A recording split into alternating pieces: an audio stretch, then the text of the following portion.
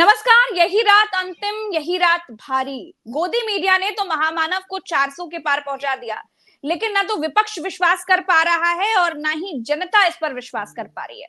देखिए, एक बात तो बिल्कुल साफ है कि एग्जिट पोल से रिजल्ट पता नहीं चलता। असली रिजल्ट तो जनता के पोल, उसी से पता चलता है। असली रिजल्ट तो आएगा कल, यानी कि रिजल्ट से ठीक एक दिन पहले क्या होने जा रहा है, केपी मलिक जी क्या कहते हैं, वरिष्ठ पत्रकारों का आकलन क्या है, ये समझने के लिए आज हमने वरिष्ठ पत्रकार केपी मलिक जी को बुलाया है और उनसे विस्तार से समझेंगे कि एग्जिट पोल जो कहता है वो तो कहता ही है, लेकिन एग्जैक्ट पोल क्या होगा उनके अनुसार, क्योंकि उन्होंने ग्राउंड पर देखा है, उन्होंने एनालिसिस किया है, रिसर्च किया है, तो उनसे बेहतर कोई नहीं बता सकता। केपी मलिक सर, आपका बहुत बहुत स्वागत है। जी गोदी मीडिया नमस्कार, ने तो धन्यवाद। महामानव को 400 के पार कर दिया है, 400 के पार लिख दिया है, जो महामानव आंकड़ा देखना चाहते थे। लेकिन ये पहली बार है सर, एग्जिट पोल पर ना तो विपक्ष भरोसा कर पा रहा है, ना तो जनता भरोसा कर पा रही है, और राहुल गांधी तो इसको मोदी पोल कह रहे हैं।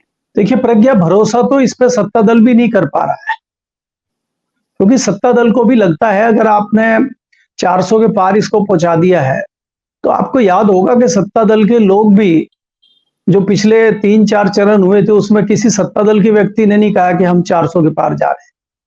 400 पार तो बहुत खत्म हो गया था। 400 पार तो इनके लिए नुकसानदायक ही सिद्ध हुआ एक हिसाब से देखा जाए। लेकिन कुछ जो लोग हैं उनको चाटुकारिता की लिमिट क्रॉस कर दी है, इसलिए उनको 4 से अधिक दिखाना है, 400 से अधिक आए। लेकिन मुझे लगता है कि जिस प्रकार से एक जैसे नतीजे एग्जिट पोल के हैं, एक जैसी सारे फिगर एक जैसे हैं, तो लगता है कि कहीं ना कहीं ये एक कमरे में बैठ के बनाया गया एग्जिट पोल है। और हमें ये देखना होगा कि मैंने बहुत ज्यादा बूथ तो कवर नहीं किए हैं। मैं यूपी के पहले, दूसरे, तीसरे फेज के मिला के और दिल्ली की बात करूं तो मैंने भी 2-3 दर्जन बूथ कवर करे हैं।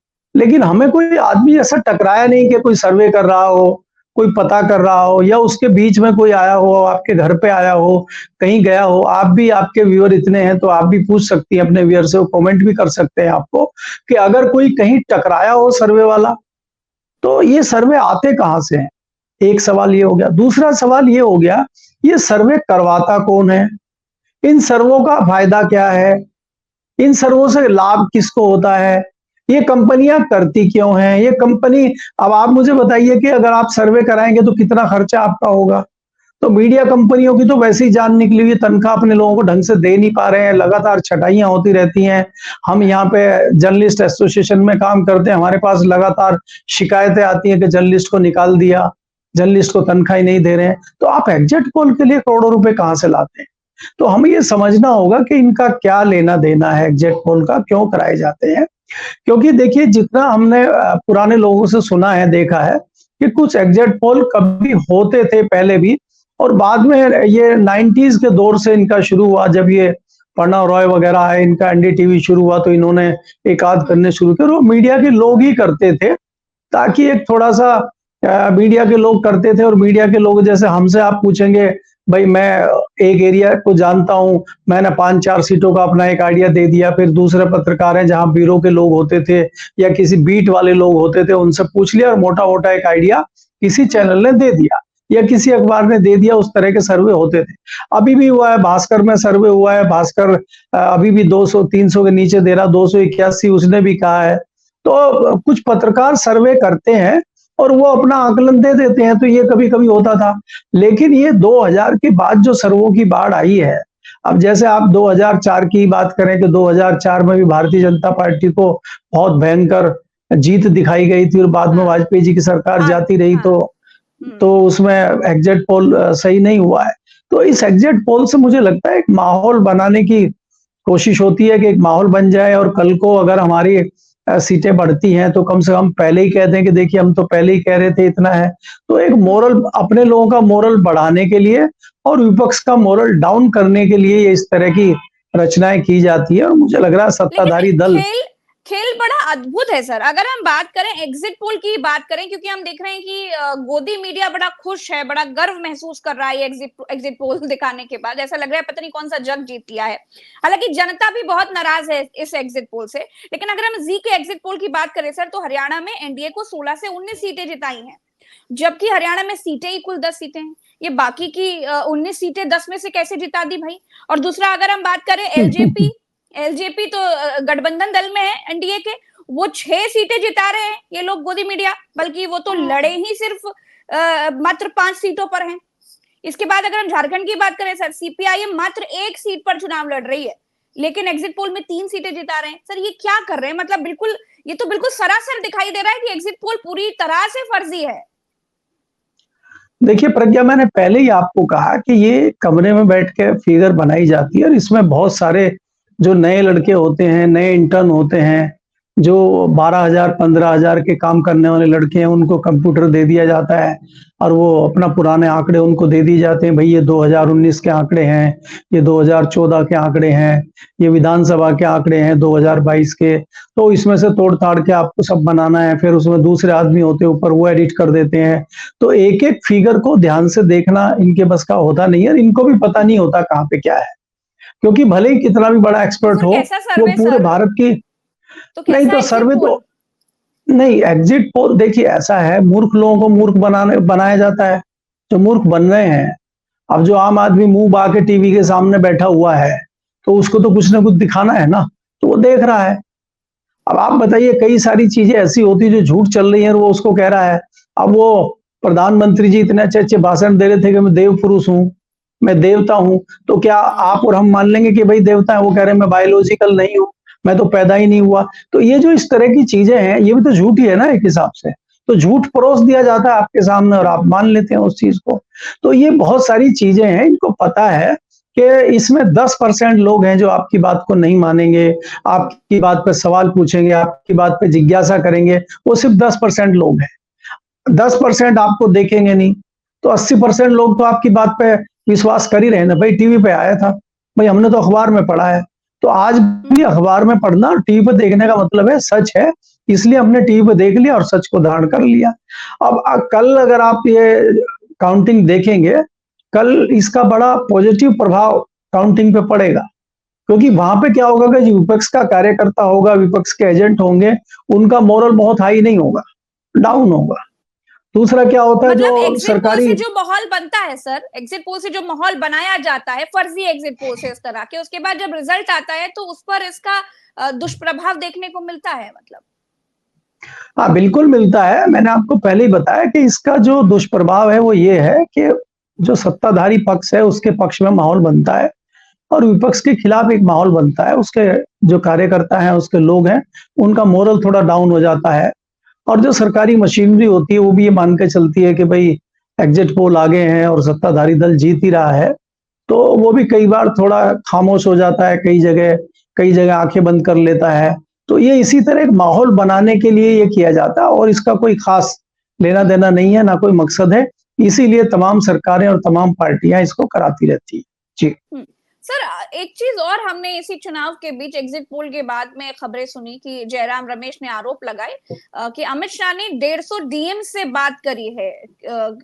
मतलब इसके क्या मायने हैं? 150 डीएम से बात करना, एक तरीके से धमकी दी है, ये बात जयराम रमेश ने कहा है। हालांकि चुनाव आयोग ने ये पूछा भी है कि सबूत दीजिए। अब जनता भी पूछ रही है कि अगर सबूत दे भी दिया तो ये बताओ तुम अमित शाह का कर क्या लोगे? खैर, इसके मायने में जानना चाहती हूँ सर। देखिए प्रज्ञा, ये चीज ऐसी है कि जिसका कोई सबूत तो किसी के पास होगा नहीं और इसमें जनरली चीजें होती हैं। सर, इससे क्या हो सकता है? अगर अमित शाह का फोन 150 डीएम्स को गया होगा तो गृह मंत्री हैं, गया है तो गया है, इसमें विपक्ष को इतनी तकलीफ क्यों? नहीं, देखिए विपक्ष को कहीं ना कहीं शंका ये रहती है कि जिस तरह का उनका नजरिया है, कहीं ना कहीं उन पे दबाव बनाने के लिए इस तरह की। लेकिन इन चीजों में हम विश्वास नहीं करते, या हम नहीं कह सकते कि डीएम को फोन करने से या किसी एसपी को फोन करने से वो पूरा ही मामला बदल देगा और कोई जीत का सर्टिफिकेट अपने सत्ताधारी दल को दे देगा और दूसरे वाले को नहीं देगा। ऐसा कुछ है नहीं। प्रभावित करने की कोशिश, चुनाव अधिकारी तो डीएम ही होता है और एक तरीके से ये कह भी सकते हैं कि जीत हार का सबसे बड़ा दारोमदार भी डीएम के हाथ में होता है, क्योंकि सब कुछ तो देखिए प्रज्ञा, अगर आप देखेंगे पहले इस तरह की चीजें आती रही हैं कि थोड़ा बहुत कहीं कोई आशंका हो सकती है, लेकिन आज हम इस दौर में हैं कि आज सबके पास एक बहुत बड़ा हथियार है मोबाइल के तौर पे, वीडियो का खतरा रहता है, सीसीटीवी में सारी गिनती होती है, हर जगह सीसीटीवी होते हैं, तो कोई भी अधिकारी इतना रिस्क लेगा नहीं। लेकिन हाँ, दूसरी तरफ आप ये भी कह सकते हैं कि अनिल मसीह जैसे लोग भी बैठे हुए हैं, जो अपनी नौकरी को भी दांव में लगा के बैठे हैं, इंसानियत भी बेच चुके हैं, अपना दीन ईमान भी बेच चुके हैं, तो उनकी भी कमी नहीं है। लेकिन बहुतायत में अगर आप बात करेंगे या ऑल ओवर आप बात करेंगे, तो ये बहुत मुश्किल है और नामुमकिन है इस तरह की चीजें होना, और सब लोग प्रभावित होने वाले नहीं है। अगर देश में सभी बिक जाएंगे और सभी प्रभावित हो जाएंगे, फिर तो इसका कोई मतलब नहीं है। लेकिन अनिल मसीह जैसे लोगों की कमी भी नहीं है, हमें वो भी ध्यान रखना चाहिए।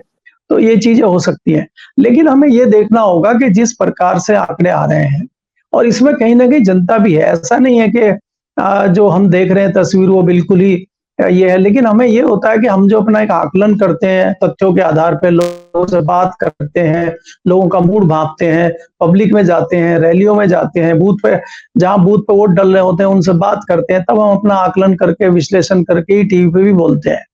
अब वो हमें ये लग रहा है कि हम शायद गलत साबित हो रहे हैं, तो हम सही तरीके से बात नहीं कर पाए, या जितने लोग हमें मिले क्या वो फर्जी लोग थे।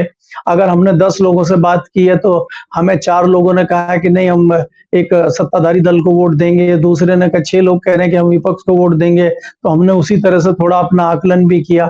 तो यहाँ हम क्या ये कह सकते हैं कि लोगों को बेरोजगारी की कोई चिंता नहीं है, फिर लोगों को किसान यहाँ 13 महीने गर्मी सर्दी बरसात में बैठते हैं, 750 किसान मर जाते हैं, और फिर वो जो है घर जाके बीजेपी को वोट दे देते हैं। तो हमारा आकलन गलत है या उनका सोचना गलत है, हमें इस पे भी थोड़ा विचार करना होगा। क्योंकि जिस प्रकार से प्रचंड बहुमत आ रहा है, और अभी कल पता लग जाएगा, और जिस तरह से एग्जिट पोल और बाकी चीजें दिखा रही हैं कि भाई ये है, तो फिर तो इसका मतलब ये है कि देश में कोई महंगाई की चिंता नहीं है, देश में कोई बेरोजगारी की चिंता नहीं है, देश में कोई किसान परेशान नहीं है। क्योंकि अगर हम पलट के देखें तस्वीर को, कह रहा है कि 2004 वाले रिजल्ट आएंगे, 2004 वाला प्रचंड बहुमत विपक्ष को मिलेगा। तो क्या ये बात हम कह सकते हैं कि जिस तरीके से 2004 में एग्जिट पोल गलत साबित हुए थे, 2024 के एग्जिट पोल भी बिल्कुल गलत साबित होंगे, ये सारे गोदी मीडिया के फर्जी एग्जिट पोल ध्वस्त हो जाएंगे?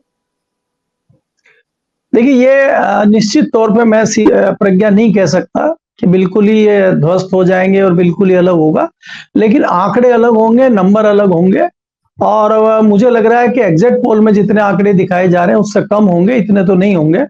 लेकिन हम ये मान के चल रहे हैं कि जैसे विपक्ष कह रहा है कि बिल्कुल ही कम हो जाएंगे और वो जो है बहुमत से ऊपर निकल जाएंगे, 295 चले जाएंगे, मुझे उसमें भी थोड़ा सा लगता है, क्योंकि वो भी अपने लोगों का मोरल बनाए रखने के लिए और अपने लोगों में उत्साह भरने के लिए इस तरह की चीजें कर रहे हैं।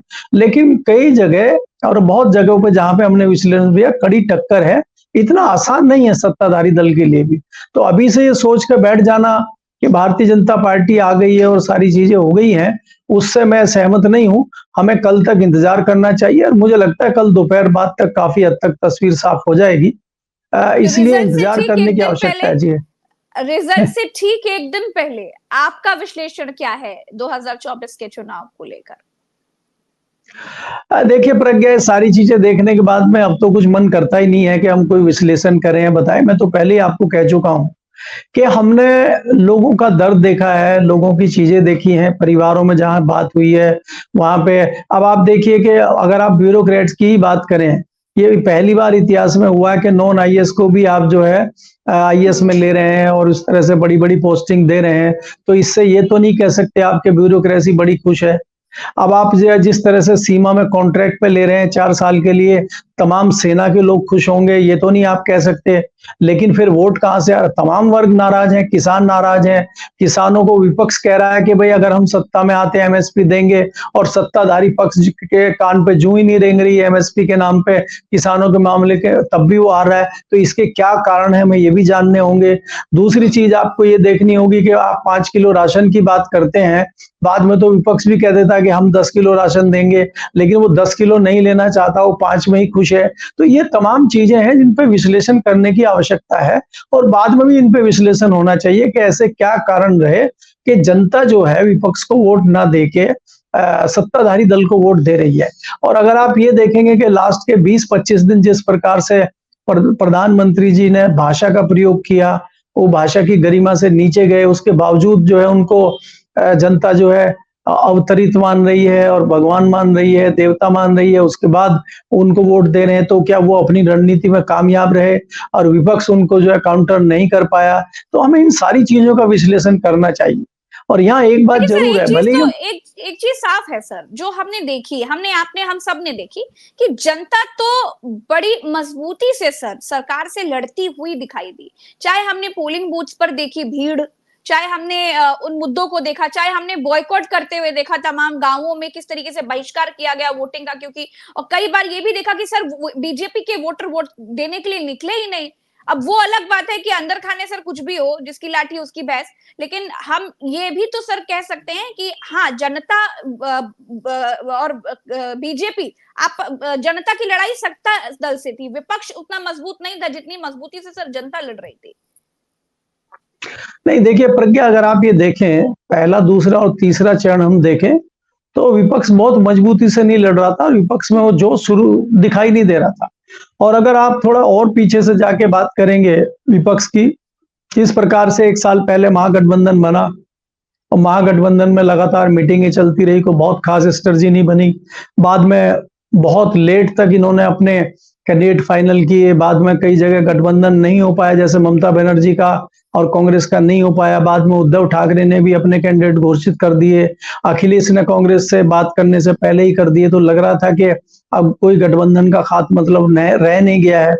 लेकिन जैसे ही पहले, दूसरे, तीसरे फेज में जनता ने दिखाया कि जनता बहुत ज्यादा एग्रेसिव है, तब थोड़ा विपक्ष में दम आया और विपक्ष ने थोड़ा जोर लगाना शुरू किया। लेकिन मैं फिर भी ये कह सकता हूं कि कहीं ना कहीं इस चीज का फायदा भी भारतीय जनता पार्टी को मिला है कि लोग उतना विश्वास विपक्ष पर नहीं कर पाए कि विपक्ष बहुत मजबूत है या हमें विपक्ष को वोट देना चाहिए। इसमें यह होता है कि कांग्रेस राष्ट्रीय पार्टी थी और उसका, जैसे चाहे वो आप बिहार देख लीजिए, चाहे आप यूपी देख लीजिए, वहां पे डायरेक्ट कांग्रेस फाइट में नहीं थी। तो फाइट में अखिलेश यादव थे, वो उनका जो है क्षेत्रीय दल है, और क्षेत्रीय दल में कहीं ना कहीं लोकल के मुद्दे आ जाते हैं और कहीं ना कहीं नाराजगी भी एक जो है, जो हम जानते हैं कि अखिलेश यादव की 2017 की जो नाराजगी है, जैसे हम अगर पश्चिम उत्तर प्रदेश की बात करें, 2013 का जो दंगा है, वो कहीं ना कहीं आड़े आ जाता है। और उत्तर प्रदेश में अगर थोड़ा सा, जो मैं शुरू से आपको कहता रहा हूं कि योगी जी के ऊपर कोई सीधा सीधा आरोप नहीं है और एक परसेप्शन ऐसा बना हुआ है कि उत्तर प्रदेश की कानून व्यवस्था में बहुत सुधार है, उसका फायदा भी कहीं ना कहीं भाजपा को मिला है और विपक्ष को नुकसान हुआ है। जबकि जबकि योगी के और दिल्ली के रिश्ते बहुत अच्छे नहीं थे, लेकिन उसके बावजूद जनता ने बहुत अच्छा वोट भारतीय जनता पार्टी को दिया है, उसका फायदा हुआ है। लास्ट में मैं एक चीज आपको और बताना चाहता हूं कि ये भले ही कितना भी मजबूत सत्ता पक्ष हो, उसके खिलाफ लड़ाई आपको तब लड़नी होती है, तब आप लड़ पाते हैं अगर आपका विजन क्लियर हो और आप मजबूती के साथ चलें। उसका एक सबसे बड़ा उदाहरण ये है कि राजीव गांधी की सरकार थी और 400 से अधिक सीटें उनकी थी, लेकिन उनको धराशायी करने के लिए वीपी सिंह 5 सांसदों के साथ निकले थे और उन्होंने बोफोर्स मुद्दे को बहुत बड़ा मुद्दा बना दिया था। मुझे लगता है कि यहाँ पे जो चुनावी बॉन्ड का जो मुद्दा था, विपक्ष एक मुद्दे पर सिर्फ रहकर एक ही मुद्दे को लेकर अगर आगे चलता तो नतीजे और अच्छे हो सकते थे और बहुत बेटर हो सकते थे, क्योंकि इन्होंने विपक्ष को भी उलझाने का काम किया है, रोज रोज नई भाषाएं, और विपक्ष कहीं ना कहीं उन्हीं चीजों का जवाब देने में फंस गया। अगर विपक्ष के पास एक मुद्दा होता, चाहे ये कुछ भी कहते रहे, वो अपने मुद्दे पे ही बात करता रहता, तो मुझे लग रहा है कि बड़ा डेंट सत्ताधारी दल को दे सकता था। जी सर, यूपी में आज की तारीख में कितनी सीटें देख रहे हैं आप? नहीं, देखिए प्रज्ञा, अब मैं तो अभी भी उसी पे हूं कि मुझे लग रहा है कि 40 से 45 सीटें भारतीय जनता पार्टी को मिलनी चाहिए। जिस तरह का हमारा आकलन है, जिस तरह से हम बात कर रहे हैं, 40-45 सीटें मिलनी चाहिए भारतीय जनता पार्टी को, क्योंकि विपक्ष को बहुत अच्छे वोट वहां पे पड़े हैं, चाहे वो कांग्रेस हो, चाहे वो समाजवादी पार्टी हो, और इसलिए मुझे लगता है, हाँ, सीधे क्लियर, एनडीए इंडिया, कितने इंडिया, कितना इंडिया? मुझे लगता है कि 250 के लगभग भारतीय जनता पार्टी को मिलना चाहिए।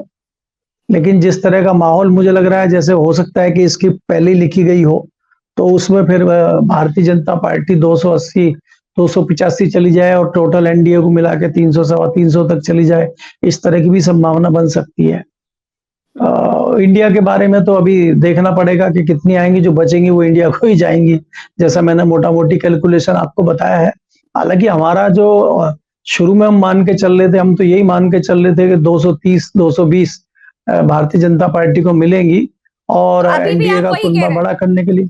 नहीं, मेरा थोड़ा सा विश्वास एग्जिट पोल आने के बाद में थोड़ा सा ये हुआ कि कम हुआ है मेरा भी। मैं भी हतोत्साहित हूँ, ऐसा नहीं है। और समझ मुझे ये लगता है कि एग्जिट पोल कुछ भी हो, मोरल हाई करेंगे और इसका फर्क पड़ता है, भले ही 10% पड़े। तो अगर आप 230 में 10% जोड़ लेंगे तो उसका मतलब आप समझ लीजिए कि आप इसमें प्लस कर दीजिए। तो इसलिए मैं कह रहा हूं कि कहीं ना कहीं थोड़ा सा हमें लग रहा है कि सरकार में भारतीय जनता पार्टी आती दिख रही है। कितना आएगी, कितनी मजबूती से आएगी, ये तो कल ही पता चलेगा। जी चलिए, बहुत बहुत शुक्रिया केपी मलिक सर, आपने समय दिया और बहुत बहुत आभार। दर्शकों का भी बहुत बहुत शुक्रिया। नमस्कार।